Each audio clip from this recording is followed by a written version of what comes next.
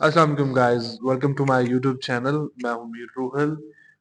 जैसे कि हमने पहले जिक्र किया था कि हमारी एक पॉडकास्ट सीरीज आ रही है, तो उसी सिलसिले में एक हमारी मतलब एक पॉडकास्ट एपिसोड हमने डॉक्टर शोएब नज़ीर के साथ कर रहे हैं। और डॉक्टर शोएब नज़ीर कौन है, इनका कहाँ से ताल्लुक है और किस सिटी किस कंट्री से, साफ से पाकिस्तान से ही है, लेकिन किस कहाँ से हैं और उनकी क्या जर्नी है चाइना में उनकी किस तरीके से लाइफ स्टैंडर्ड रहा है और किस तरीके से उन्होंने चाइना में सरवाइव किया है, तो अब किस पोजीशन पे हैं, किस सर्वाइवल मोड पे हैं, तो उनसे जानते हैं। अस्सलाम वालेकुम शोएब, कैसे हैं? ठीक है।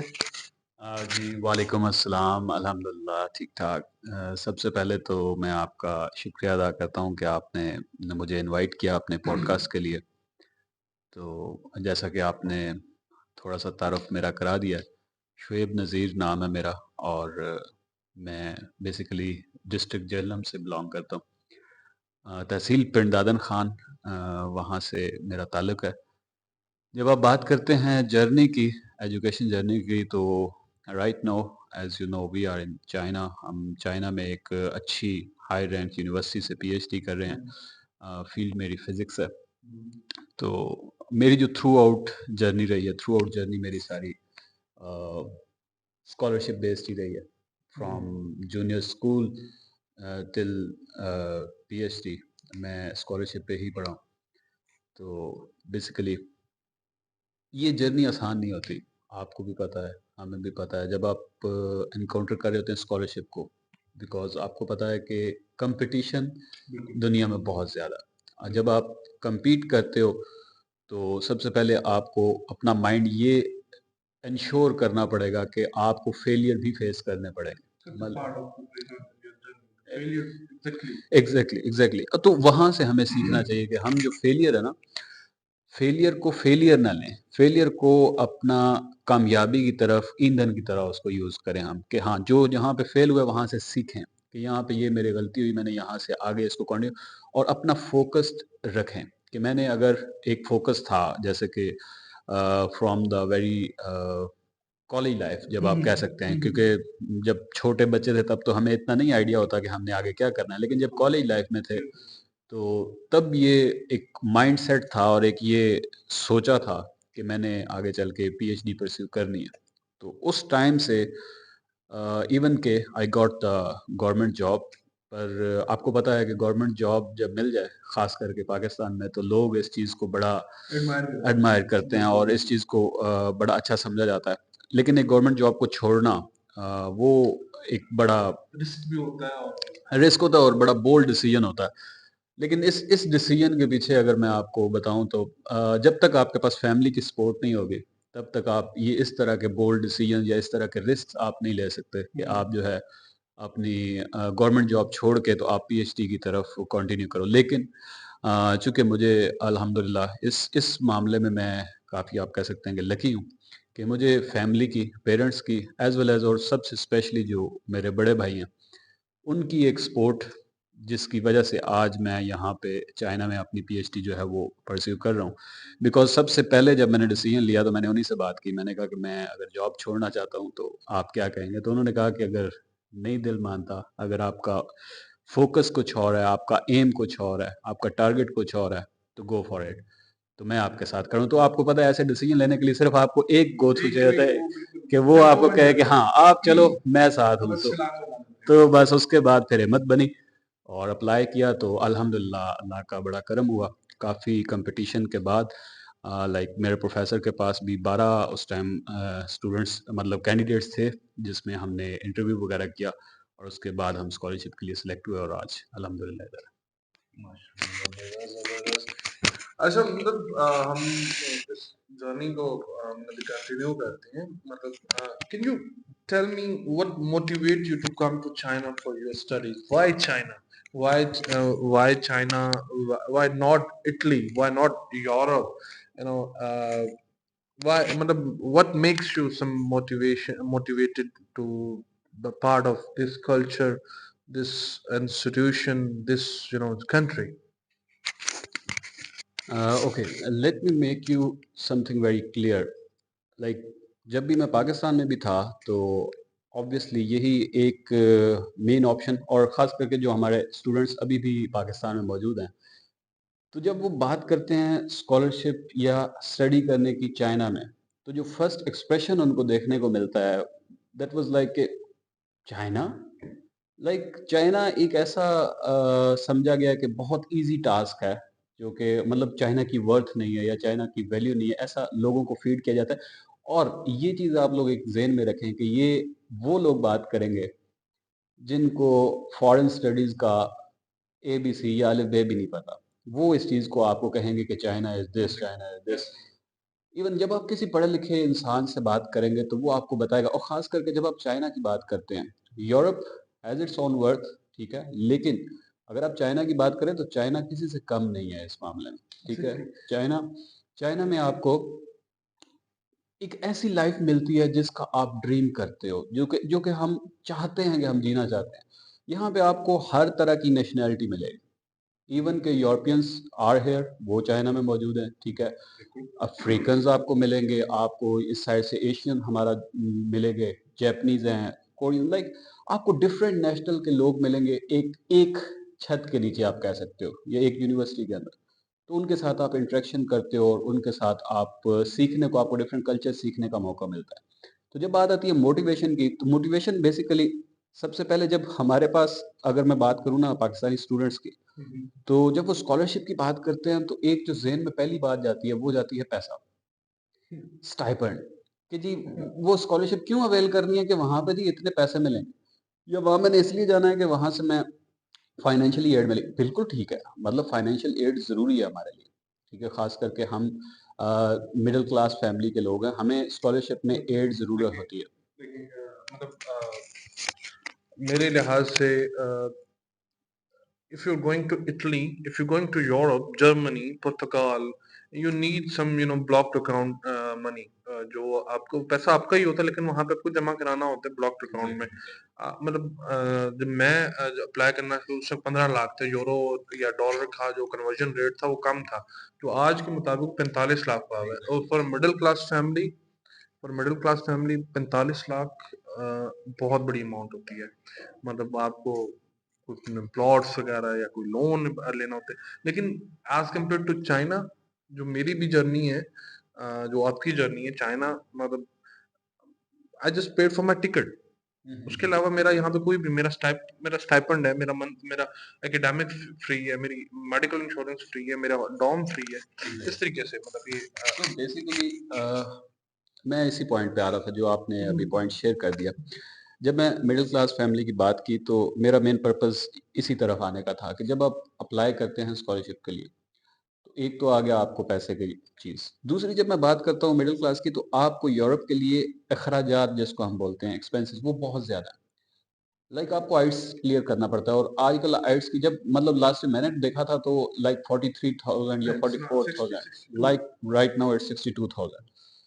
तो वो भी एक हमारे लिए बड़ी अमाउंट होती है कि हम कैसे वो आइट्स के लिए पे करें, और उसके बाद भी फिर देखना है कि आगे हमारा क्लियर होगा या कितने बैंड्स बनते हैं, या उसके बाद हम इसको आगे ट्राई कर। नंबर 3 जो है, टाइम कंज्यूमिंग। जब आप यूरोप वाली साइड पे, जब इटली की इन्होंने बात की, तो इटली में जब आप अप्लाई करते हैं, तो आपको वीज़ा एम्बेसी में जो अपॉइंटमेंट है, वो भी काफ़ी टाइम ले जाती है। Yeah, I did apply for the Italy. I got admission in Italy. मुझे जो मिली है, मतलब मुझे 9 महीने बाद, 9 साढ़े 9 एग्ज़ैक्टली, महीने बाद मुझे मिली एग्ज़ैक्टली, अपॉइंटमेंट, क्योंकि तब मेरा चाइना का प्रेशर हो गया था। मतलब I have to fly for China, तब मुझे जाके मिली थी। एग्ज़ैक्टली। मतलब जो मैंने 1 साल पहले अप्लाई किया था। ये भी हमारे लिए एक डीमोटिवेशन या होती है और that was the main reason. तो ये कुछ पॉइंट्स थे जो कि मेरे लिए कंपेयर टू यूरोप, मुझे चाइना ने ज़्यादा अप्रोच मैंने चाइना को किया, क्योंकि एक तो फिज़िबल था।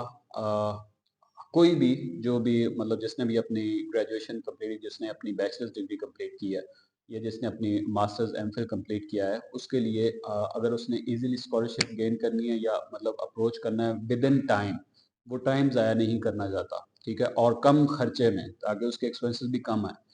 तो उसके लिए ये जो हमारी कंट्रीज़ आ जाती हैं, लाइक साउथ कोरिया भी हो गया, ताइवान हो गया, जापान हो गया, उसके बाद अपना चाइना हो गया। तो ये जो कंट्रीज़ हैं, ये आपको पे भी अच्छा करती हैं, और ख़ैर यहाँ पे आके आपको क्वालिटी ऑफ एजुकेशन भी मिलती है।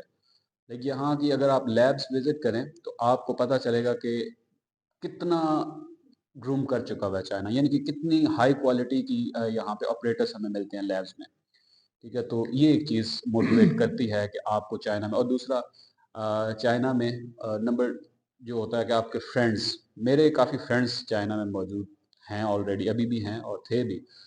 तो उनकी एक मोटिवेशन ज़्यादा थी, क्योंकि वो जब मैं उनका लाइफ़स्टाइल देखता था, जब मैं उनकी लाइक आप कहते हो पोस्ट स्टेटस वगैरह देखता, तो अब वो भी लोग आपके देखते हैं। वो फिर विद विद द टाइम, क्योंकि अभी तब हम पाकिस्तान में थे और तब हमने अभी कंप्लीट की थी अपनी मास्टर्स डिग्री, तो हम पीएचडी के लिए देखे तो हम अपने सीनियर्स को देखते थे, ठीक है? तो वो उनको देख के वो फिर हमें मोटिवेशन मिलती थी कि यार वहाँ पे इनकी लैब्स देखते थे कि लैब्स में क्या-क्या चीज़ें मौजूद हैं, तो वो एक फ़ैसिनेट करता है इंसान को कि यार हम भी वहाँ जाके इस चीज़ को यूज़ करें। तो ये एक मेन पॉइंट था जो कि मुझे मोटिवेट किया, जिसकी वजह से मैंने चाइना को चूज़ किया। अच्छा, मैं थोड़ा-सा आपको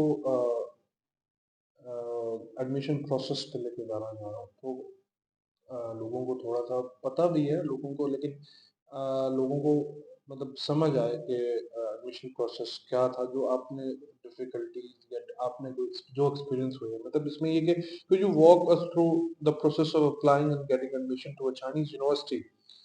Were there any specific particular, documents or any criteria for the documents for your eligibility for the PhD or anything else मतलब you faced or you experienced?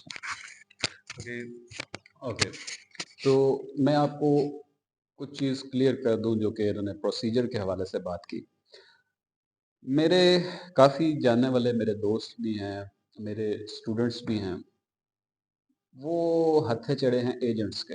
बहुत तो चाइनीज एजेंट्स तो तो मतलब मैं जब वो असल में वो मुझसे तब बात करते हैं जब वो एजेंट के हाथ चढ़ चुके होते हैं, ठीक है? और उसके बाद वो कहते हैं कि शोएब भाई आप हमें बताएँ कि हमने यहाँ पे अप्लाई किया था, हमसे एजेंट ने इतने पैसे ले लिए और उसके बाद स्कॉलरशिप भी हमें पार्शियल स्कॉलरशिप मिली है, ठीक है? यानी कि उसमें हाफ़ यूनिवर्सिटी पे करी है, बाकी हाफ़ आपको खुद पे करना पड़ता है। तो कहते हैं कि ये सारी सिचुएशन है। तो बेसिकली अगर आप लोगों को मैं इस चैनल के थ्रू ये एक चीज़ क्लियर करना चाहता हूँ कि प्रोसीजर मुश्किल नहीं है। चाहे कहीं भी आपने अप्लाई करना है, किसी भी यूनिवर्सिटी में, पढ़े-लिखे इंसान के लिए, जिस बंदे ने बैचलर्स की डिग्री कर ली है, जिस बंदे ने मास्टर्स की डिग्री कर ली है, उसके लिए स्कॉलरशिप अप्लाई करना आई डोंट थिंक कि वो कोई इतना हुआ होता है। मतलब ये हम लोगों ने खुद एक क्रिएट किया होता है कि पता नहीं स्कॉलरशिप में क्या-क्या होगा, कैसे-कैसे अप्लाई करना होगा, कौन से डॉक्यूमेंट्स, तो हम एजेंट हायर कर लेते हैं कि जी आप हमें करके दो और वो फिर इस चीज़ का फ़ायदा उठाते हैं। बेसिकली बात वही है कि डर का फ़ायदा उठाया जाता है।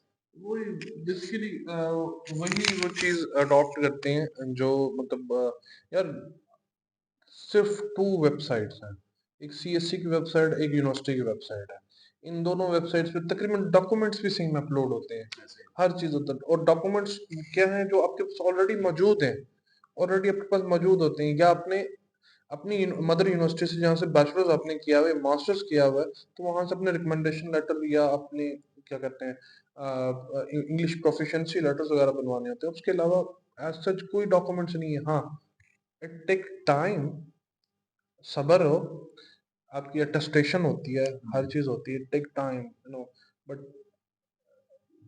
लोगों को नहीं पता एजेंट्स हाउ दे मतलब आपसे लाख-लाख रुपए, 2-2 लाख रुपए ले लेते जी, हैं। जी। और मैं हैरान होता हूँ कि यार 2 लाख रुपए अपने स्कॉलरशिप, पार्शियल स्कॉलरशिप के लिए जी, आप जी। खुद अप्लाई करते शायद आपको 100% फुल स्कॉलरशिप मिल मिल जाती। जाती है। और ये एजेंट्स को पता नहीं होता, ये भी तो जाहिल होते हैं, सीधी-सी बात है। हुँ।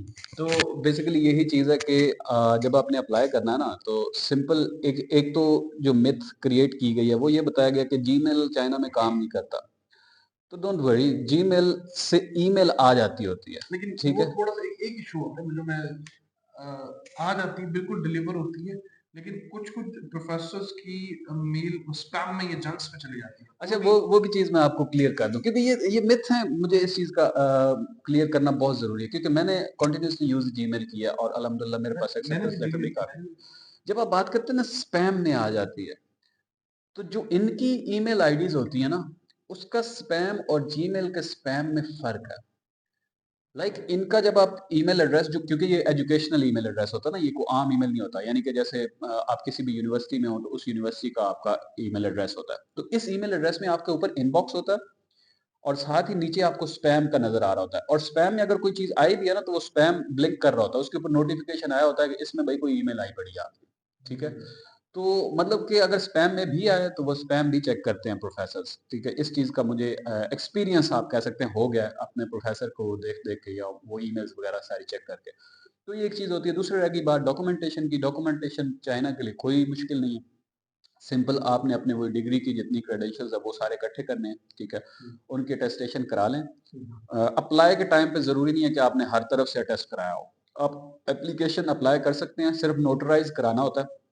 फ़ोटोकॉपी करा के नोटराइज़ करा लें। उसके दौरान जितना भी आपके पास टाइम ड्यूरेशन है, आप उसमें आईबीसीसी से करा लें, अपने बोर्ड से, रिलेटिव बोर्ड से करा लें, एचईसी से करा लें, ठीक है? इसी तरह फिर मूफा से करा लें, मिनिस्ट्री ऑफ फॉरेन अफेयर्स, वहाँ से अटेस्टेशन करा लें। तो ये उस टाइम में आप करा लें, लेकिन जब आप अप्लाई कर रहे हैं, तो उसके लिए आपको ये ज़रूरी नहीं है कि आपने हर जगह से अटेस्ट कराया हो। आप कोई भी डॉक्यूमेंट्स हैं, आप उसकी फ़ोटोकॉपी करा के, नोटराइज़ करा के, अपलोड करके अप्लाई कर सकते हैं। ये जो अटेस्टेशन वाली डॉक्यूमेंटेशन है, ये आपको चाहिए वीज़ा प्रोसेस के लिए। जब आप एम्बेसी में जाएँगे, वहाँ पे आपको ये सारी अटेस्टेशन ये लास्ट प्रोसीजर होता है। तो ये सिंपल सी चीज़ है, आपने जिस सब्जेक्ट में जाना है, वो यूनिवर्सिटी टारगेट करें, सिंपल सा प्रोसीजर, कोई मुश्किल प्रोसीजर नहीं है। लाइक मेरा फिज़िक्स है, ठीक है? किसी का केमिस्ट्री हो, किसी का बायोलॉजी हो, किसी का कोई हो। वो सर्च करे गूगल पे कि कौन-सी यूनिवर्सिटीज़ हैं जो इस सब्जेक्ट में पीएचडी या मास्टर्स ऑफ़र कर रही हैं। तो आप उसको सर्च करेंगे, पीएच आपके सामने आ जाएँगी यूनिवर्सिटी यूनिवर्सिटी आप अपने हिसाब से देख लें। उन यूनिवर्सिटीज़ की फिर फैकल्टीज़ देखें, ठीक है? इनकी वेबसाइट के ऊपर फैकल्टीज़, कुछ वेबसाइट पे फैकल्टी लिखा होता है, चाइनीज़ वेबसाइट्स पे, कुछ पे लिखा होता है पीपल। तो बेसिकली पीपल में वो फैकल्टी होती है। वहाँ से आप सर्च करें, उनकी रिसर्च इंटरेस्ट लिखा होगा, वो देखें, अगर तो वो आपके साथ रिसर्च इंटरेस्ट मैच कर रहा है, नीचे ईमेल एड्रेस होगा, उसको ईमेल कर दें कि जी मैंने इस पे काम किया है, तो आपकी जो प्रोफ़ाइल है वो मुझे काफ़ी अट्रैक्टिव लगी है, तो इसलिए मैं आपके अंडर अपनी फर्दर स्टडीज़ कंटिन्यू करना चाहता हूँ। तो इन केस अगर वहाँ से रिप्लाई आता है, तो उसको कह दें कि मुझे एक्सेप्टेंस लेटर अगर आप दे दें, क्योंकि वो एक प्लस पॉइंट है। अच्छा, एक ये भी बताया गया कि एक्सेप्टेंस लेटर बहुत ज़रूरी, इट्स नॉट मैंडेटरी, वो ज़रूरी नहीं है। उसके लिए ये है कि मैं तो basically even I got admission जी, जी। Without acceptance letter. हाँ, मेरा बिल्कुल। एक्सेप्टेंस लेटर नहीं था। मैं मतलब मुझे मैं हाँ इंटरव्यूज मेरा यूनिवर्सिटी की एग्ज़ैक्टली। तरफ से पूरा पैनल मेरा डिपार्टमेंट का बैठा था, लेकिन I don't have an acceptance letter. मुझे मेल आई थी, तो मैंने अप्लाई किया था पोर्टल पे, तो ये आए थे। तो ये मिथ है, नहीं, लेकिन बिल्कुल। एडिशनल जरूरी होता है। एग्ज़ैक्टली। मतलब ये एक इस तरह का प्लस पॉइंट हो जाता है कि जब आप अप्लाई करते हैं विद एक्सेप्टेंस लेटर, तो जो आपके डॉक्यूमेंट्स हैं वो डायरेक्ट उस प्रोफ़ेसर के पास चले जाते हैं कि क्योंकि पहले आते हैं आईएसओ के पास, इंटरनेशनल स्टूडेंट ऑफिस बोलते हैं हम। वो भेजता है डिपार्टमेंट को, कंसर्निंग डिपार्टमेंट, चाहे फिज़िक्स है, केमिस्ट्री है, ये जो भी डिपार्टमेंट हो। फिर डिपार्टमेंट वाले वो डॉक्यूमेंट्स चेक करते हैं, उसमें अगर तो एक्सेप्टेंस लेटर लगा हुआ है, फिर वो भेज देंगे उस प्रोफ़ेसर के पास, कंसर्निंग प्रोफ़ेसर के पास कि ये स्टूडेंट ने आपके थ्रू अप्लाई किया। तो वो फिर उसको अप्रूवल करेगा या जो भी। अगर नहीं भी है, तो वो डॉक्यूमेंट चले जाएँगे डीन के पास। तो डीन फिर उसमें चेक करेगा, अगर तो आपकी प्रोफ़ाइल अच्छी है, तो डज़न्ट मैटर, अगर एक्सेप्टेंस लेटर नहीं भी है, तो वो फिर भी आपको कंसिडर करेंगे, ठीक है? तो बस ये सिंपल काम है। उसके बाद आपने 2 काम करने होते हैं। अगर सीएसई की बात, यूनिवर्सिटी में स्कॉलरशिप्स भी यहाँ पे डिफरेंट टाइप्स की हैं, वो भी आपको पता होना चाहिए। लाइक यूनिवर्सिटी स्कॉलरशिप्स होती हैं, सीएसई होता है, ठीक है? Chinese government scholarship, belt and road scholarship होता है, ठीक है? आंसू जिसको बोलते हैं आंसू स्कॉलरशिप, वो भी होता है। मतलब ये कॉम्बिनेशन से है 2 अच्छा, यूएसटीसी और इसके यूकॉस। अलावा छोटी और प्रो स्कॉलरशिप भी होती है, प्रोविज़नल स्कॉलरशिप्स होती हैं, म्युनिसिपल्स होती हैं, म्युनिसिपल स्कॉलरशिप्स होती हैं, लेकिन इस तरह की रेजिडेंशियल भी होता है। प्रेसिडेंशियल स्कॉलरशिप्स, तो इस तरह की ढेर सारी स्कॉलरशिप्स हैं। तो आपको मतलब हर जगह, हर स्कॉलरशिप पे ट्राई ज़रूर करनी चाहिए, तो फिर बाकी जिधर किस्मत होती है, बंदा वहाँ पे अपना एडजस्ट कर लेता है। चलो, ये तो हो गया आपकी मतलब प्रोसीजर्स वगैरह, और ये तो आपने मतलब एक मोटिवेशन एक अच्छी दे दी, और अच्छा एक क्लैरिटी दे दी हमारे मतलब प्लेटफॉर्म से। अच्छा, मुझे मतलब एक चीज बताएं, मतलब I am just going to you know scholarship opportunities. Did you receive any scholarship or a financial aid from your department or from your university? And what advice would you give to other students looking for a scholarship? So मतलब ये मतलब इसको आप छोटा सा हम short में करते हैं, आगे मैं बड़ा मजेदार एक टॉपिक आ रहा है, जो कि आपको आपको भी मजा आएगा उस पर बोलने में। तो उस पर थोड़ा सा मतलब स्कॉलरशिप ऑब्वियसली मैंने जैसे बताया कि मैं शुरू से जूनियर स्कूल से लेके अब तक स्कॉलरशिप बेस्ड ही स्टडी मेरी रही है। तो ऑब्वियसली यहाँ पे भी मैं पीएचडी परस्यू कर रहा हूँ, तो स्कॉलरशिप बेस्ड ही परस्यू कर रहा हूँ। और उस पे स्टाइपेंड आपको मंथली अलाउंस मिलता है। अपार्ट फ्रॉम दैट आपको अकोमोडेशन भी फ्री मिलती है और आपकी ट्यूशन फीस भी सारी वो भी फ्री होती है। मेडिकल इंश्योरेंस भी साथ ही होती है। तो दिस इज़ बेसिकली कि आपने सिर्फ यहाँ पे रहना है, आपने अपनी स्टडी करनी है, आपने अपनी पढ़ाई करनी है और बाकी पढ़ने के मतलब ये मैं इसको आम लफ्ज़ों में कहता हूँ कि हमें पढ़ने के भी पैसे मिलते हैं। तो खुद को उस काबिल बना लो कि आपको अपना काम करने पे भी पैसे लोग दें, ठीक है? तो ये सिचुएशन है, डिग्री आपने अपनी करनी है लेकिन आपको पे किया जाएगा। इट्स अ नाइस मोटिवेशन है पढ़ने से भी पैसे मिलते हैं। बिल्कुल। बिल्कुल, मुझे मतलब फ़ील होता है कि मतलब अगर मैं पढ़ रहा हूँ तो मुझे वो कह रहे हैं पढ़ो भाई हम पैसे पैसे तुम्हें मंथली भी दे रहे हैं, तुम्हें तुम्हारी साल की फीसेस भी फ्री है, यू आर 100% स्कॉलरशिप। दुनिया में बहुत कम ममालिक में होता है, बहुत यूरोप में ये नहीं है। हाँ, आपको पार्ट टाइम जॉब करनी पड़ती है आपके मंथली एक्सपेंसेस के लिए, आपको अपना मतलब लाइफ़स्टाइल को अगर चलाना है ना, पेट को अगर पालना है, तो आपको मतलब जॉब करनी पड़ती है यूरोप। बट यहाँ पे वो कहते हैं जॉब नहीं, आप फोकस पूरी स्टडी पे करें, रिसर्च फील्ड करें, अपना रिसर्च अच्छा करें और दुनिया में अपना भी नाम रोशन करें, चाइना का भी नाम रोशन करें, पाकिस्तान का भी रोशन करें। तो मतलब they are it it is a win-win situation. So Ashok भाई, हम एक सर्वाइविंग इन चाइना एक मेरा एक इसमें एक सेगमेंट है, उसमें मैं आपसे एक क्वेश्चन पूछना चाह रहा हूँ। Know what were the initial challenges you faced when you arrived first time in China and how did you overcome from them? Can you share some tips adapting to a life in China for the beginners? आपको तब 2 3 3 4 साल हो गए, तो ये tip बल्कि मेरे लिए भी काम आएगी। मैं तो बहुत न्यू हूँ यहाँ पे, तो ये टिप मुझे भी काम आएगी। तो आप ज़रा ये बताएँगे कि मतलब आपको क्या चैलेंज जब फर्स्ट टाइम आए थे, क्या फ़ील हुआ, क्या चीज़ें? अच्छा, इन्होंने ये क्वेश्चन करके ना मुझे याद करा दिया है। मुझे आज भी वो रात याद है, दिन तो नहीं कह सकते। जब मैं फर्स्ट टाइम चाइना में लैंड हुआ था, तो जो सबसे पहला मसला आया था, वो था लैंग्वेज का, ठीक है? ज़ुबान। यानी कि मुझे चाइनीज़ नहीं आती और उनको इंग्लिश उर्दू नहीं आती। तो मेन मसला और मेरी जो फ़्लाइट लैंड की थी वो रात को 11 बजे मैं चाइना में लैंड हुआ और आगे कोई बंदा रिसीव भी नहीं कर रहा क्योंकि मैं एक डिफरेंट सिटी में आया था जहाँ पे कोई मेरा दोस्त नहीं था इस टाइम। तो मैं ख़ैर वहाँ से टैक्सी वगैरह करके ना मैं डायरेक्ट शियान ही उतरा।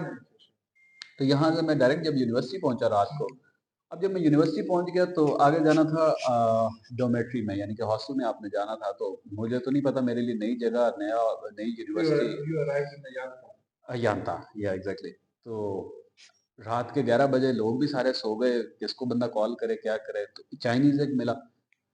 लेकिन इस सेंस में मैं अगर आपको बताऊँ ना तो चाइनीज़ जितने कोऑपरेटिव हैं, इतना मैंने किसी को नहीं देखा मतलब कि जितनी इनसे हेल्प हो सकती है ये आपकी हेल्प करेंगे। मतलब रात को 11:30 का टाइम था तो वो चाइनीज़ को मैंने कहा कि मैं क्या क्योंकि मेरे पास इंटरनेट नहीं था। अच्छा सच ये भी मैं क्लियर कर दूँ कि लोग ये कहेंगे कि ट्रांसलेटर यूज़ कर लेते हैं तो ट्रांसलेटर के लिए मेरे पास ना तब इंटरनेट भी नहीं चल रहा था। तो ये सिचुएशन हुई तो मैंने उसको ख़ैर कहा कि मैं क्या मैंने इधर जाना है तो मुझे बताओ। उसको भी डोमेट्री का नहीं पता था कि इंटरनेशनल डोमेट्री कहाँ है। तो ख़ैर उसने फिर मैंने उसको कहा कि मुझे हॉटस्पॉट दे दो, तो उसने फिर मुझे हॉटस्पॉट ऑन किया अपना। तो मैंने फिर ग्रुप में मैसेज किया तो फिर जो दोस्त थे यानी कि पाकिस्तानी स्टूडेंट्स ऑलरेडी रह रहे थे, तो वो मुझे फिर वहाँ पे रिसीव करने आए। लेकिन वो चाइनीज़ जो है वो मुझे फिर वहाँ हॉस्टल तक छोड़ के गया और मतलब बैग शैग मेरा सारा वही लेके आया। तो मतलब एक वेलकमिंग सिचुएशन थी। तो जो पहली मुझे फेस करना पड़ा मसला यहाँ पे वो था लैंग्वेज का। और वो आते ही फिर मैंने ये चीज़ सोची कि मैंने कहा कि नहीं चाइनीज़ जो है ना वो सीखनी बहुत ज़रूरी है अगर आपने सर्वाइव करना है। हाँ, तो आपको इस चीज़ का बहुत ज़रूरी है सीखना। अच्छा नंबर 2 बाय द वे मैं बताता चलूँ शोएब भाई की चाइनीज़ अच्छी है। हम सब में से बहुत अच्छी है। जब हम कहीं बाहर घूमने फिरने गए हुए होते हैं, तो कहीं नेगोशिएशन करनी है, कहीं से चाइनीज़ से बात करनी है, is the first person to वो उससे अकोमोडेट करते हैं। मतलब हम कोई जैकेट्स वगैरह हम बीच में कोई लेने गए थे, तो वहाँ पे नेगोशिएशन करनी थी, वो 250 यॉन कह रहा था, वो उससे हम 100 130 यॉन की वो जैकेट लेके आए हैं जो 250 300 की कह रहा था। वो सिर्फ इनकी बदौलत इन्होंने चाइनीज में नेगोशिएशन किया। तो यहाँ पे चाइनीज सीखने का सबसे बड़ा फायदा यही है, मतलब यहाँ पे पाकिस्तान वाला नेगोशिएशन हो जाती है, 6,000 की चीज 600 में मिल जाती है, लेकिन but you have to learn the Chinese first, तो आप कंप्लीट कर रहे थे अपनी तो जर्नी को। बेसिकली यही था कि हाँ, जब आप चाइनीज़ बोल लेते हैं तो ये एक इस चीज़ का बड़ी रिस्पेक्ट। अच्छा ख़ैर, चाइना में एक वेलकमिंग मैं बता रहा था कि पाकिस्तान को बहुत रिस्पेक्ट करते हैं ये। पाकिस्तान से जो भी लोग आते हैं उनकी एक कदर होती है, ठीक है? मतलब वहाँ पे आपको एज़ अ पाकिस्तानी भी डिस्काउंट आपको बड़ा अच्छा मिल जाता है। आपने सिर्फ़ उसको बताना है कि मैं पाकिस्तान से हूँ, ठीक है? तो वो ऑटोमैटिकली आपको काफ़ी हद तक ये बात ये बोलते हैं ये बेसिकली कि आयरन ब्रदर्स हैं। तो ये एक रिस्पेक्ट फैक्टर और उसके ऊपर प्लस पॉइंट ये होता है सोने पे सुहागा ये होता है कि अगर आप थोड़ी सी चाइनीज उनसे बोल लो ना तो वो फिर समझते हैं कि बस भाई ये बंदा तो हमारे लिए तो वो फिर कहते हैं कि आप ले जाओ। तो ये एक चीज होती है। अच्छा, दूसरा मैं आपको जब बता रहा था सिचुएशन मैं अपने पर्सनल व्यू से बता रहा हूँ क्योंकि हमारा पाकिस्तान में जो एरिया है गर्म इलाका है, ठीक है? मतलब वहां पे हम वही जोन जेन में रख के सोच के आए कि यार अभी तो गर्मी चल रही है, हालांकि मैं सितंबर में आया था। तो यहाँ जब पहुँचे तो जनाब ठंड पड़ी कमाल किस्म की टिका के और वो उस ठंड ने जो मुझे एक झटका दिया। अब मैं ये बात करूँ 2019 की, वो मतलब ये था कि उसने ना बलगम और मतलब इसके लिए मतलब ये है कि आपका पूरा अंदर का नर्वस सिस्टम जो है वो जमा कर रख दिया, इतनी शदीद किस्म की ठंड थी। चेस्ट इन्फेक्शन करा दिया। चेस्ट इन्फेक्शन और वहां से मुझे एक चीज ये क्लियर हुई कि ये गर्म पानी क्यों पीते हैं। मतलब चाइना में आपको बाहर अगर कूलर भी लगे हुए मिलेंगे तो वो 100 डिग्री पे उबलता हुआ पानी मिलेगा। मेरी तो मैं एक दिन बैंगलोर में डिग्री के डिपार्टमेंट में अपने गया तो मुझे प्यास लगी थी, मिनरल वाटर कहीं मिल रही थी तो मैं पेट्रोल लगा और मैं शदीद वाली में जब मैं उस पसीना निकल कर जाए मैं तेज चल चल के आया था। मैं जाके पानी ऐसे रखा और मैं अपने ख्यालों में था मैंने गिलास में से फिर क्यों तो ये क्या है यार इतना गर्म, मैंने कहा चलो चेक गर्म वाले और दूसरे में भी गर्म था। तो एग्जैक्टली। ये बहुत गर्म तो पानी ये है। मुझे उस टाइम ये चीज समझ आई कि ये लोग गर्म पानी क्यों पीते हैं क्योंकि गर्म पानी यहाँ पे जरूरी है इसके एनवायरनमेंट के हिसाब से। यहाँ पे ठंड बहुत ज्यादा होती है। तो जब भी आप अगर चाइना आने लगे तो आपने एक चीज का ख्याल रखना है कि आपने जिस एरिया में आपने जाना है जहाँ लैंड करना है उसका वेदर जरूर चेक कर लें कि वो आपके लिए कैसा रहेगा, यानी कि ठंडा होगा या गर्म होगा, उस हिसाब से अपनी तैयारी करके आए। तो ये दो इनिशियल अगर आप बात करें तो इनिशियल मसले ये थे, एक मौसम की तब्दीली और दूसरा ये था कि चाइनीज लैंग्वेज बैरियर बहुत ज़्यादा था। बाकी इसके अलावा जब आप रहते हैं तो लोग जब वेलकमिंग हो ना तो फिर आपका दिल भी लग जाता है, ठीक है? फिर आपको मतलब कि होम की फीलिंग, घर की फीलिंग आती है, यानी कि आपको याद नहीं है, होम सिकनेस नहीं होती फिर आपको। तो ये मैंने चाइना में जिस एरिया में मैं हूँ लाइक मैं शियान शहर में हूँ और शियान एक एंशियंट सिटी है चाइना का, यानी ओल्डेस्ट सिटी ऑफ चाइना। तो यहाँ पे लोगों में वो कल्चर इनका इनका पुराना चाइना वो भी हमें देखने को मिला, इनके पुराने कल्चर वो हमें देखने को मिले, एंशियंट बिल्डिंग्स हैं। सबसे मजेदार चीज चोंगलू चोंगलू the oldest Muslim food street in a world actually, मतलब दुनिया की सबसे कदीम और सबसे बड़ी फूड स्ट्रीट इसको कहा जाता है। तो चाइना में मुस्लिम फूड स्ट्रीट जो कि throughout from first to last shop everything is halal. तो मतलब यहाँ पे चाइना में मतलब अगर किसी को एक ये भी एक मिथ है कि यार चाइनीज पता नहीं क्या क्या खाते हैं क्या क्या चीजें नहीं खाते। तो मतलब यहाँ पे आपको शान में तो मैं कहता हूँ हर आपको मतलब हर 1 2 3 किलोमीटर बाद आपको हलाल अच्छा, शॉप मिल जाते हैं। इस बात से मुझे ये भी याद आ गया कि वो इनिशियल मसलों में ना खाना भी मसला था। लाइक जब हम आए तो तब नहीं पता था कि यहाँ पे किधर कौन सी शॉप है, किधर क्या खाना मिलेगा। तो यहाँ पे ना एक हलाल चीज की हम तलाश जब करते हैं तो चावल नजर आते थे हमें और इसको बोलते हैं मीफन चाइनीज। तो हमें जनाब एक ही रट्टा लग गया, मीफन मीफन मीफन मीफन, वो खा खा के चावल हमारे दांतों को दर्द। मतलब हमें समझ ना आया कि हम इवन आपका जो चावल ज्यादा खाने से हम जो सब कॉन्टिनेंटल लोग हैं ना, ज्यादा खाने से हमें कॉन्स्टिपेशन स्टार्ट हो जाती है, पेट खराब हो जाता है और मतलब बहुत सारी और मसाइल चावल ज्यादा खाने से हो लाइक जाते हैं। ये जब इन चावलों की बात करें ना आप तो इनके चावल भी डिफरेंट है ना। हाँ, इनके चावल डिफरेंट हम जैसे हैं। हम पाकिस्तान में टोटा टोटा चावल टोटा कहते चावल बोलते हैं, मतलब हमारी समझ हमारे टोटा चावल भी अच्छे हैं भाई। इनके चावल हैं मोटे। तो वो मतलब कि डिफरेंट टाइप के राइस हैं, चावल हैं। लेकिन खैर वो खा खा के जब हम तंग हुए तो तकरीबन एक महीना, क्योंकि हम नए जब आए हो ना तो दोस्त भी सारे हम न्यू ही थे, तो हमने फिर बर्दाश्त किया। लेकिन एक महीने बाद हमारा बस हो गई कि हमने कहा नहीं भाई अब निकलो। फिर हम ढूंढते ढूंढते सर्च करते निकले तो एक हमें वहाँ पे पाकिस्तानी रेस्टोरेंट मिला।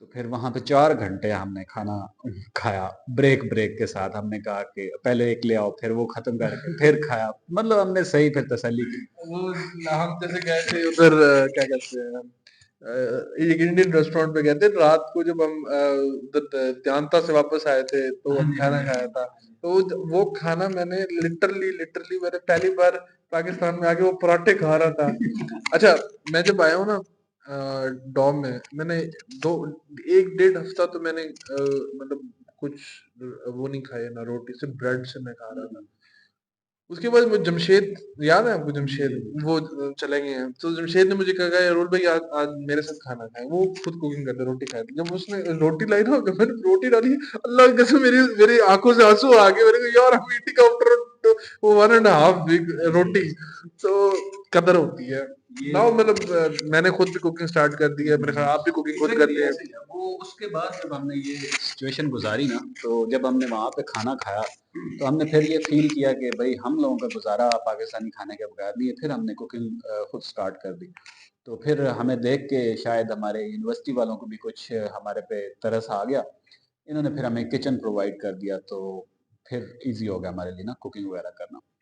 तो ये कुछ प्रॉब्लम्स हैं जो हमने फेस किए स्टार्ट में। अच्छा, ये तो मतलब आपकी फर्स्ट जो आपकी प्रॉब्लम्स हैं फर्स्ट आपके जो एस्पेक्ट्स हैं जो आपने फेस किए तो मतलब इस पे मैं एक क्वेश्चन आपसे कर रहा हूँ इस पे आप मुझे एक छोटा सा एक शॉर्ट सा मुझे इस पे एक मतलब मुझे नोट दिखा बता दें कि मतलब क्या चीज मतलब है मतलब इसमें what are the some aspects daily life in China that have left a strong impression on you China ने ऐसा क्या इम्प्रेशन आपको डेली लाइफ में आप डाला कि आप उससे बहुत मुतासर हो गए और मतलब are there any culture difference साफ सारे कल्चर डिफरेंसेस हैं लेकिन क्या है वो भी आप हमें बताएं और मतलब इंटरेस्टिंग चैलेंजेस क्या हैं जो आपको मजा आया उनको अचीव करने में मतलब यू नो मैं एक सच्ची एक बात बताऊं you know the Chinese woman is a very complicated creature in our world मतलब हमारा 30 साल मेरा वास्ता पाकिस्तानी मतलब एक फीमेल जैसे अगर मतलब मेरी कोलीग मेरी दोस्त सहेलियां तो उनसे रहा देर मतलब यहाँ पे सहेलियां भी बनी है दोस्त भी बनी तो there different entirely different mentality पल में तोला पल में माशा prioritize their own lifestyle their own studies what I felt but आप बताएंगे नहीं मेरे मैं चैलेंज बर्दाश्त किया मैंने लेकिन आप बताएं अपना अच्छा तो जो सबसे पहले आपने क्वेश्चन किया कि फर्स्ट इम्प्रेशन जो मेरे ऊपर या इन्फ्लुएंस किया चाइना ने, वो थी पंक्चुअलिटी। यानी कि ये लोग जितने पंक्चुअल हैं, मतलब एज़ अ पाकिस्तानी समटाइम्स मुझे फ़ील होता था कि यारा कि क्योंकि ये क्वेश्चन भी हमने किया कि इतनी बड़ी आबादी को कैसे ये ट्रेन कर दिया गया है कि आपने पंक्चुअल रहना है, आपने अपना काम ज़िम्मेदारी से निभाना है, उसके लिए किसी को 12 बजे सोना है हम दिन के 12 बजे सोना है 2 बजे तक आप यार पूरा चाइना सोया हुआ था 12 बजे लाइक तक मैं यही यही एक चीज़ जो देख रहा था कि अगर आप इसको थोड़ा-सा डिफरेंशिएट करके देखें ना, तो ये सारी वो ख़ुसूसियात हैं, ये सारा वो काम है जो कि हम मुस्लिम्स को कहा गया है कि आपको ये करना है। लाइक फजर टाइम उठना, हम लोग उठते हैं फजर टाइम, फजर नमाज़ अदा करते हैं, फिर सो जाते हैं, ठीक है? मतलब हर एक की अपनी रूटीन होगी। ये लोग फजर टाइम उठ जाते हैं। वो अलग बात है कि ये इनका फजर से वो कोई नमाज़ वग़ैरह ये नहीं पढ़ते, लेकिन ये लोग सुबह फजर टाइम उठ के सारे ग्राउंड में होते हैं। और समटाइम्स तो मेरी आँख इनकी हू-हा से ही उठती है क्योंकि ये सुबह वहाँ पे वो अपनी एक्सरसाइज़ कर रहे होते हैं और बहुत बड़ी तादाद में कर रहे होते हैं। अब ज़ाहिर-सी बात है जब सुबह फजर से ये उठे हुए हैं, तो जब दिन के 12 बजते हैं ना, ये बेसिकली अगर आप इस रूटीन को देखें, तो ट्रस्ट मी ये रूटीन सारी हमारी नमाज़ के साथ मैच करती है, ठीक है? जब ये दोपहर तक पहुँचते हैं 12 से 2 बजे तक इनको ब्रेक होती है, मतलब 2 या ढाई बजे तक आप कह सकते हो। तो वो जो ब्रेक है इनकी रेस्ट की ब्रेक है, वो हमारे लिए भी सेम ऐसे ही होता है, कि हमने वो नमाज़ अदा करनी होती है, ये करना होता है। तो ख़ैर ये आते हैं, उस टाइम ये अपना रेस्ट करते हैं, 2 ढाई बजे उठ के दोबारा से फिर ऑफ़िस में, ठीक है? ऑफ़िस चले जाते हैं, वहाँ से फिर ये वापस आते हैं, आप लगाएँ 5 बजे के करीब, ठीक है? 4 या 5 बजे। तो फिर वही हमारा अगर हिसाब लगाया जाए तो असर की नमाज़ के साथ ये लोग वापस हो जाते हैं। मतलब आया नमाज़ मैं आपको कंपैरिज़न करके दे रहा हूँ कि ये चीज़ें हमारी हैं, लेकिन हमसे शायद कहीं ये खो गई हैं, जिसको हम फ़ॉलो नहीं कर पाए, लेकिन इन लोगों ने उस चीज़ को अचीव किया। अच्छा, उसके बाद इनका डिनर, हमें कहा गया है कि आपने रात का खाना जल्दी खा लेना ताकि वो साथ हज़म हो जाए। हम लोग ये होता है कि रात को कहीं 10 बजे, 11 बजे खाना खाते हैं और तभी सो जाते हैं। ये लोग मगरिब के बाद खाना नहीं खाते। इनके जितने होटल्स आपको मिलेंगे ना, ये इधर हमारी यूनिवर्सिटी में भी कैंटीन है, ये आपको मगरिब के बाद बंद हो जाती है। यहाँ पे आपको कुछ नहीं मिलेगा। मतलब कि भाई 7:30 बजे मेरे मुस्लिम कैफे, हलाल कैफे या दूसरे जो यूनिवर्सिटी के कैफेटेरिया कैंटीन्स हैं, वो 7:30 बजे बंद हो जाती हैं। वो ये मैं एक दिन पहले स्टार्टिंग में मुझे इरिटेशन हुई है, वाह यार, हम तो 9, 10, 11 बजे खाने वाले, 12 बजे खाने वाले, 11। मैं एक दिन कोई 8:30 बजे मैं गया, मैं वो कैसे क्यों बंद हुआ है आज?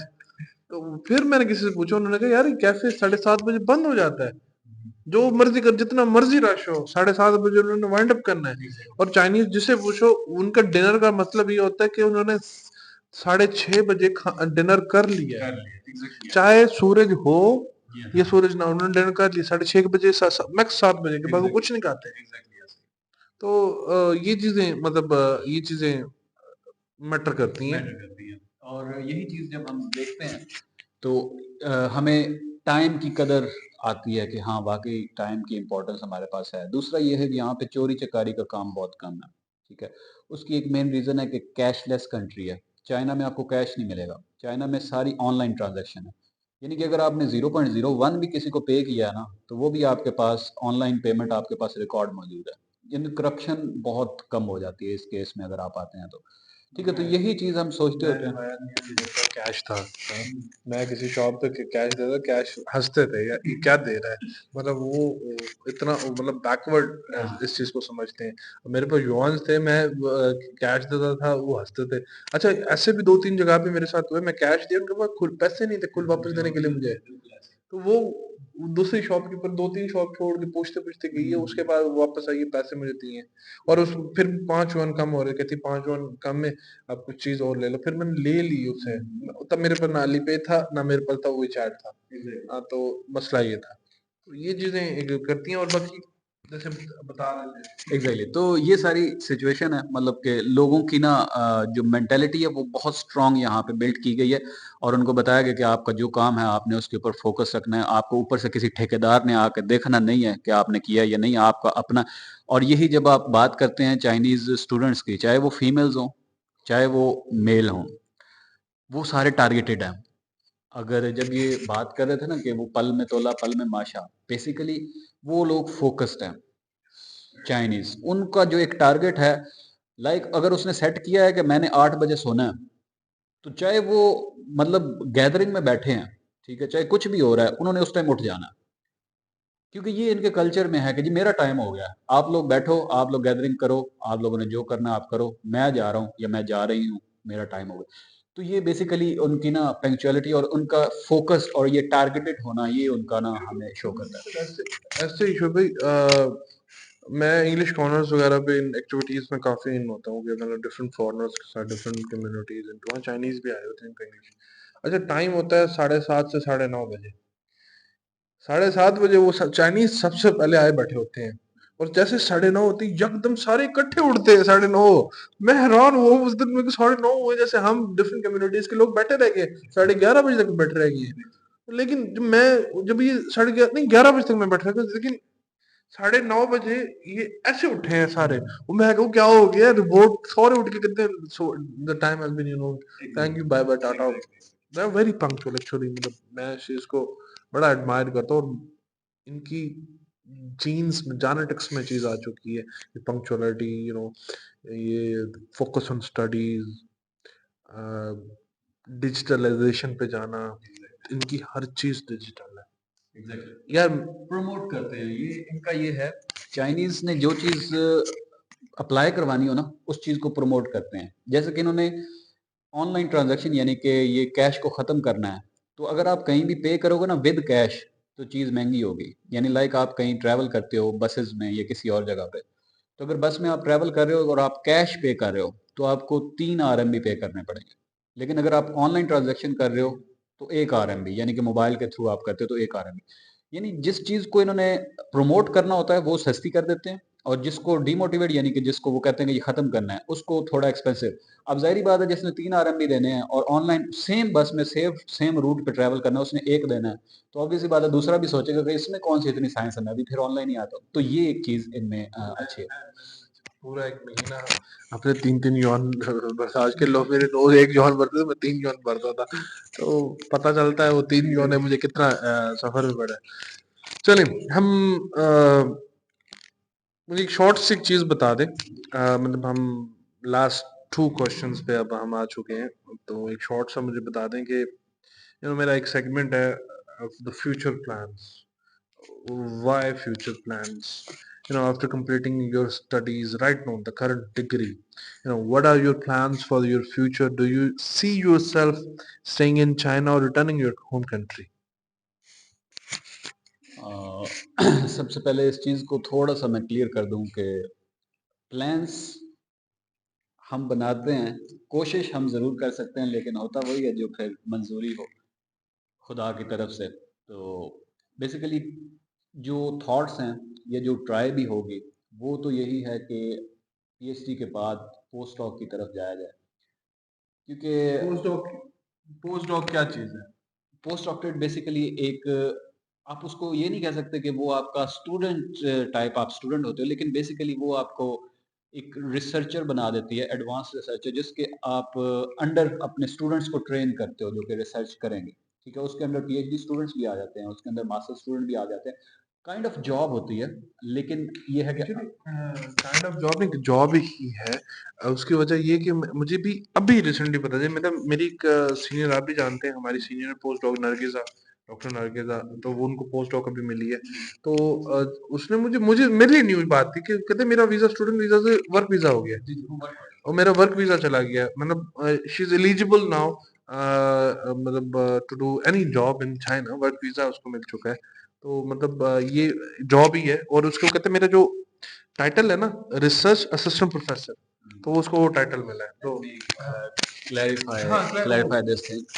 जब मैंने बोला ना काइंड ऑफ जॉब, तो काइंड ऑफ जॉब का मतलब ये है कि ये प्रॉपर जॉब नहीं है। Post doc is not a proper job. Post doc में आप स्टूडेंट भी हो, आप प्रोफेसर के साथ हो, ठीक है? आप प्रोफेसर को जवाब दो, एक प्रोफेसर के साथ आप अटैच्ड हो, ठीक है?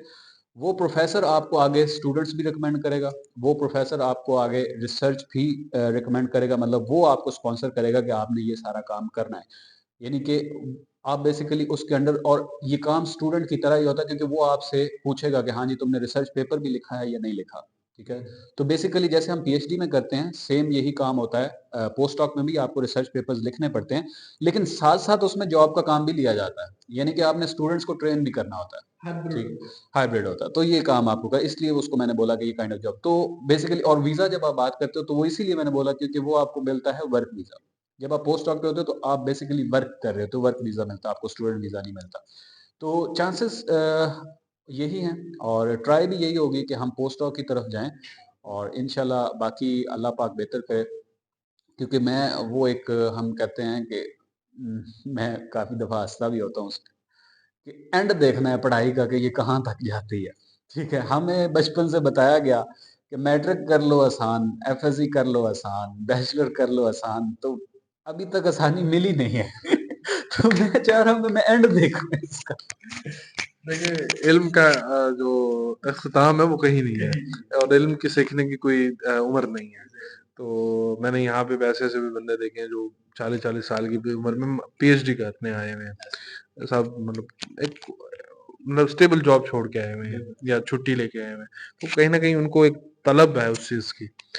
तो इल्म का कोई नहीं है, पोस्ट डॉक के आगे भी मैंने सुना है, मैंने अभी देख रहा पोस्ट डॉक के आगे भी होती है स्टडी। डॉक्टर ऑफ फिलॉसफी भी होती है। हाँ, तो मतलब वो मैं वो यही चीज़ मैं क्लेरिफाई करने लगा था कि मतलब मैं एंड देखना चाहता हूँ कि ये कहाँ तक जाता है काम। लेकिन वो जैसे-जैसे कहते हैं ना कि आप पॉलिश होते जाते हैं, तो आपको समझ आता जाता है कि इल्म का इख्तिताम कोई नहीं है। मतलब आप किसी भी उम्र में भी सीखना नहीं छोड़ना। तो ऑब्वियस सी बात है हमेशा स्टूडेंट रहेंगे इंशाल्लाह और नई से नई चीज़ों की तरफ बढ़ते जाएँगे और यही एक क्यूरियोसिटी है जो कि हमें आज इस मुकाम तक लाई हुई है कि नई चीज़ों को एक्सप्लोर करना है ज़िंदगी में। तो इंशाल्लाह वो कंटिन्यू रहेगी हमारी journey.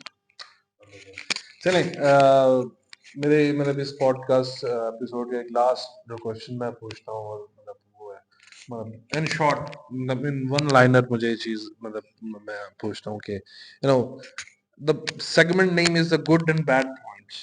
The question is this: could you share some of the positive aspects studying in China? On the flip end, what are the some challenges, your drawbacks you have experienced in your stay in China right now?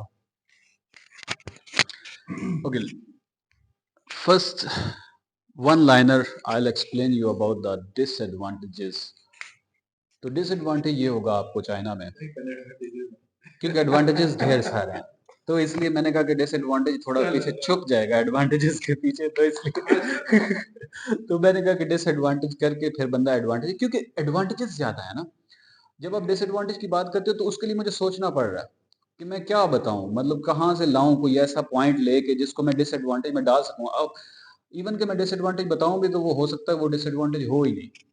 तो मतलब ऐसा इस situation में अभी है कि वो मुश्किल है ढूंढना डिसएडवांटेज, आप जब चाइना में स्टडी कर रहे हो। तो मैं बेसिकली उसको शॉर्ट टर्म में यही कहने लगा था कि लैंग्वेज जो है ना वो आपको तंग करेगी इधर, वो एक इसका लैंग्वेज बैरियर बहुत इशू करता है।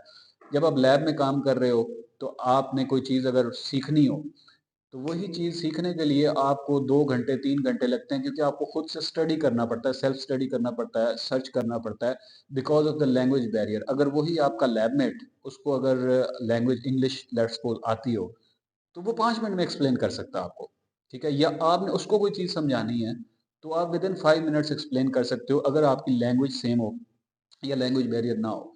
लेकिन जब लैंग्वेज बैरियर आता है तो आपका टाइम काफ़ी लग जाता है एक ही चीज़ को, मतलब एक छोटी सी चीज़ को स्टडी करने के लिए। तो ये एक मुझे डिसएडवांटेज लगा यहाँ पे लैंग्वेज बैरियर का, क्योंकि आपको लैब में भी या आपको बाहर भी जब आप घूमते फिरते हैं तो आपको लैंग्वेज समझाने में और समझने में थोड़ा इशू आता है। तो ये एक डिसएडवांटेज था। और जब एडवांटेजेस की बात करें तो इसलिए मैंने कहा कि एडवांटेजेस बहुत ज़्यादा है हमारे पास। तो एडवांटेजेस ये हैं कि जब आपको वो लैब की, अगर मैं बात इसी चीज़ को आगे कंटिन्यू कर दूँ कि लैब में अगर मुझे कोई इशू हो भी और मैं अपने लैबमेट से पूछ लूँ, तो यकीन करें कि वो अपना सारा काम छोड़ के, चाहे उसको 2 घंटे भी लगें ना, तो वो मुझे मुझे पूरा एक्सप्लेन करके, चाहे वो ट्रांसलेट करें, चाहे वो कैसे भी करें, मतलब वो उनके लिए एक ऐसा बन जाता है कि बंदे ने अगर कोई बात पूछी है तो इसको हमने गाइड ज़रूर करना है। तो ये उनका प्लस पॉइंट है कि वो बड़े कोऑपरेटिव हैं या वो बहुत ज़्यादा सपोर्टिव है हमारे साथ कि हम सपोर्ट करते हैं आप लोगों को। तो ये बेसिकली मुझे जो सबसे अच्छी चीज़ लगी है आज तक, क्योंकि यहाँ पे जब स्टे कर रहे हैं, आप किसी भी कंट्री में जाएँ, तो आपको एक ही चीज़ चाहिए होती है उस कंट्री में स्टे करने के लिए, वो होता है वेलकम। यानी कि लोग आपको एक्सेप्ट करें, एक्सेप्टेंस बहुत ज़रूरी होती है। तो चाइना में ख़ास करके जहाँ पे मैं हूँ, यहाँ पे एक्सेप्टेंस बहुत ज़्यादा मिली है और लोगों ने बहुत अच्छे दिल से एक्सेप्ट किया और एहसास करते हैं कि हाँ जी, आप अपने मुल्क से दूर हैं, लेकिन आपको फ़ील नहीं होने देते कि आप को यहाँ पे कोई कमी हो किसी चीज़ की, आपकी केयर की जाती है। इवन कि हमारे जो टीचर्स हैं समटाइम्स वो हॉस्टल में, डॉर्मेट्री में हमारे रूम में आते हैं, हमें विज़िट करते हैं, हमसे पूछते हैं कि आपको कोई इश्यू हो, कोई ऐसा सिचुएशन हो, मतलब तो वो सारा हर तरह से हमें यहाँ पे फैसिलिटेट किया जाता है। तो दिस इज़ समथिंग कि आप कहीं भी अगर जाएँ, अगर आप यूरोप भी जाना चाहते हैं कहीं भी, तो आप एक ही चीज़ एक्सपेक्ट करते हो कि वहाँ से एक्सेप्टेंस आपको ज़रूर, लोग आपको एक्सेप्ट करें। ये नहीं कि आप गली से जा रहे हो और आपको डर लग रहा हो कि यार ये बंदा मुझे हूट करेगा या ये बंदा मुझे शाउट करेगा कि go back to your country और लाइक दिस। तो जब आपको एक्सेप्टेंस जिस भी जगह से मिले, वो जगह आपको अपनी लगती है और इस टाइम हमारी सिचुएशन सेम यही है कि हमें ये चाइना अपने अपने घर जैसे ही लग रहा है और हमारे लिए यहाँ पे बहुत फैसिलिटेशंस हैं और बहुत लोग वेलकमिंग हैं।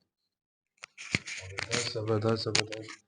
अ, बड़ा ब्रीफ हमारा ये एपिसोड रहा है पॉडकास्ट का, और मतलब बहुत मज़ा आया है शोएब भाई के साथ एक कॉन्वर्जेशन करने का, कि उनकी जर्नी जानने का, how he survived, how he come, procedures भी उन्होंने काफ़ी क्लैरिटी बताई हैं, कुछ मिथ्स को भी दूर किए हैं।